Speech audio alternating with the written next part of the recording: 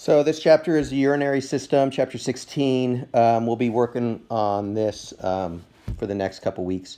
Okay, so there's a main organ. There's four organs, but the main organ is the kidney. And so we're going to learn all about the kidney and what makes it up this chapter. Its main job is excretion, and that's different than the digestive system, which is removing feces, which is what's left over after they take all the minerals and the molecules out of it. Excretion is actually the waste of metabolism. So when we break down amino acids and sugars and nucleic acids, what's left over is now in our blood, and that's a waste product, and we need to get rid of that. And what we produce to get rid of that is urine. And so we're going to learn about the formation of urine, how excretion happens, and what the kidneys do.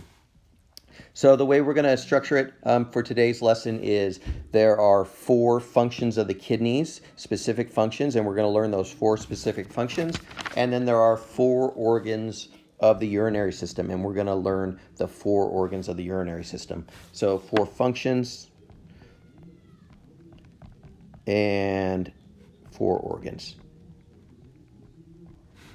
Page here, the four functions of the kidney. The first one is excretion of metabolic waste. And so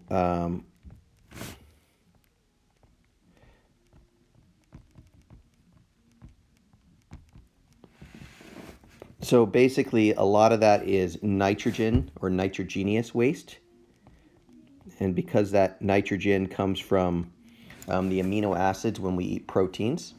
And so like amino acids, when they're broken down, they produce ammonia. And ammonia goes to the liver, and the liver adds CO2. And CO2 plus ammonia makes urea. And that's the building block for urine. And urea is a lot less toxic than ammonia. So it's our body's way of like, okay, we can handle having urea. If we had pure ammonia, we would have to use a ton of water to constantly be removing ammonia, and we would just dehydrate ourselves. There's other things that can be removed. Creatine is removed, and also something called uric acid, which is the breakdown of nucleotides. And uric acid, if it is not removed, can make crystals, and those crystals can get caught inside of our joints. If those crystals get caught in our joints, it gives us a condition called gout, which is very painful of the joints.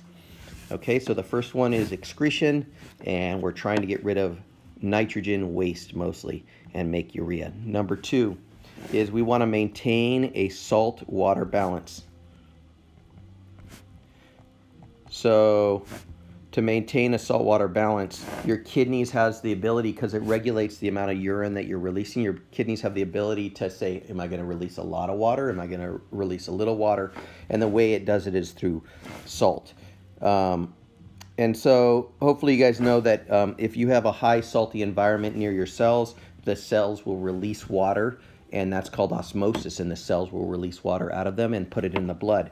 So the kidneys, the way they regulate the saltwater balance is if they want to increase, if they increase the salt in the blood, what that will do is that will increase the water in the blood, because the water will come out of the cells because of osmosis.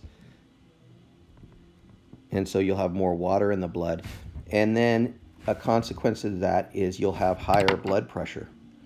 So it's kind of interesting that the saltwater balance is important, because if we need to have higher blood pressure, let's say we're standing up and we need to put the blood up to our brain, or we're working harder and we need to have more blood pumped through our body, one way we could do it is increase the salt in our blood. That increases the water, that increases the blood pressure. Okay, so that's all done by the kidneys.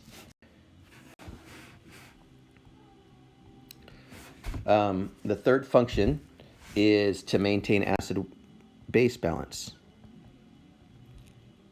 I don't like that.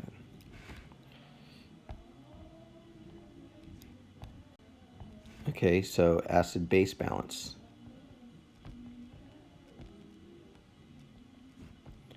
Okay, and so the reason why you want acid-base balance is because our body works at a typical pH, and the pH of our blood, where everything functions normally, is 7.4. Well, what happens if we eat a whole bunch of lemons or tomatoes, and that has a low pH because it's acidic?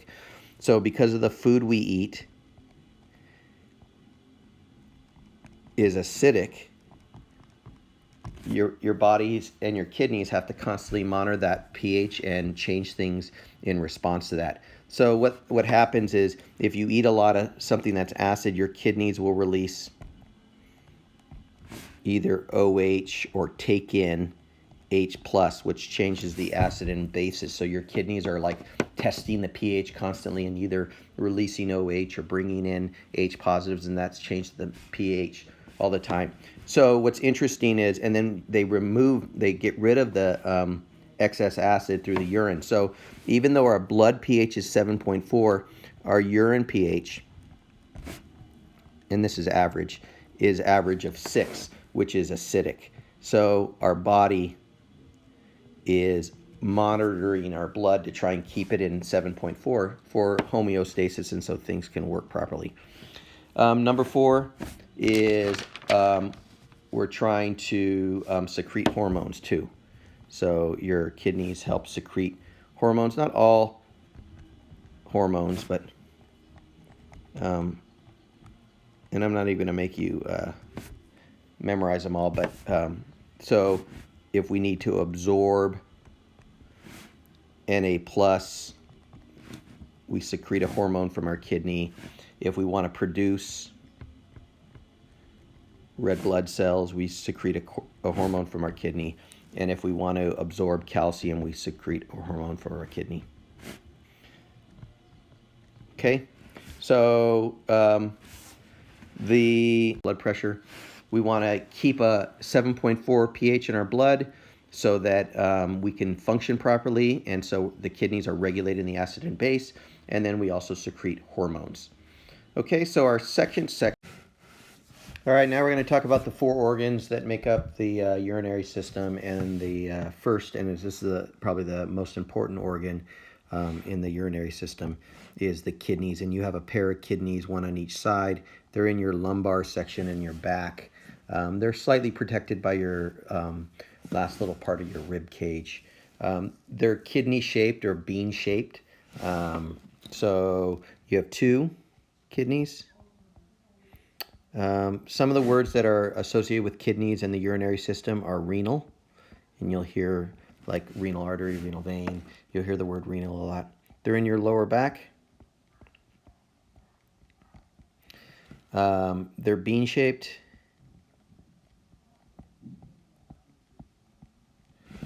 They kind of have a red-brown appearance.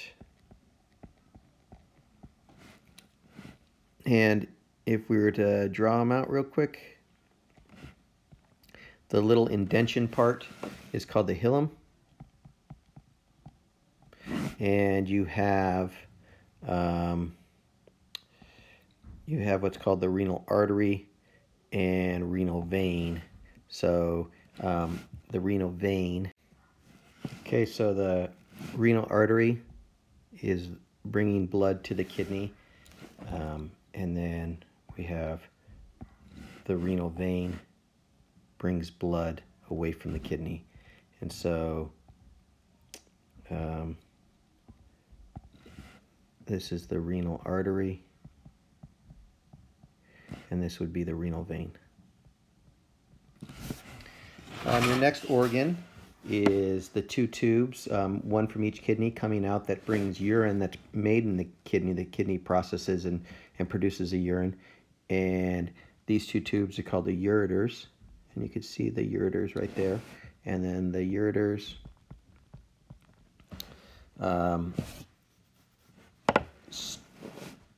are small muscular tubes.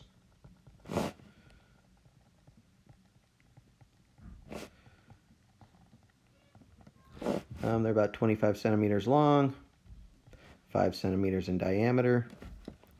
And the way they can push the urine is they push the urine by a process called peristalsis, and peristalsis is waves of contraction, so that it contracts at the top, and peristaltic contractions contracts at the top and pushes it down. So these are our tubes that bring it from the kidney down to the urinary bladder.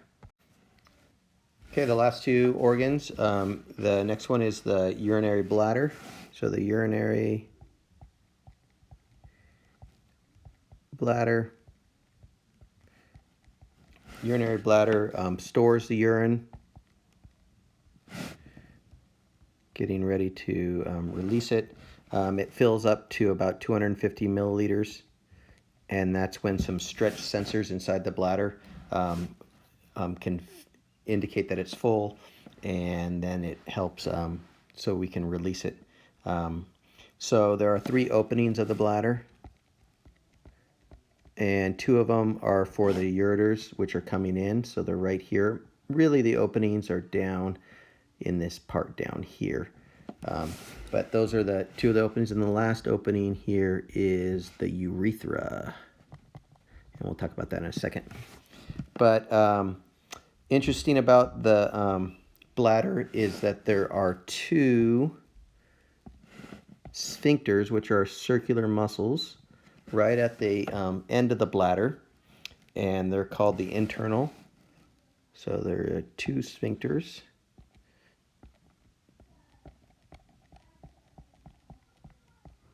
And there's the internal and the external.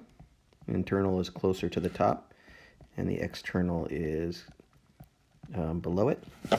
And the internal is involuntary. That means that it opens up and lets urine go, and you aren't in control of it. It's just automatic. When the bladder's full, it opens up. And that puts pressure on the external sphincter, which you are in control of.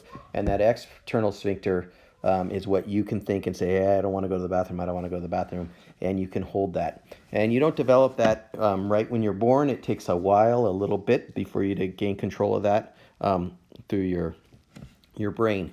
And when you finally relax your internal and external sphincters, that's called meticulation, and that's the same thing as urination. Okay, so now let's talk about the urethra. That's from the bladder to the opening outside of your body. This is pretty obvious, but males have a longer urethra than females. This is on average 20 centimeters, and this is 4 centimeters. And this is one of the reasons why, since the females are so close to the outside, they get more urinary tract infections, so they have a more tendencies to get infections inside their bladder, and they get more bladder infections. Okay, so these are the 4 organs. You have the kidney, the ureter, the bladder, and down here the urethra, and they make up the urinary system. And we talked about the 4 functions of the kidney.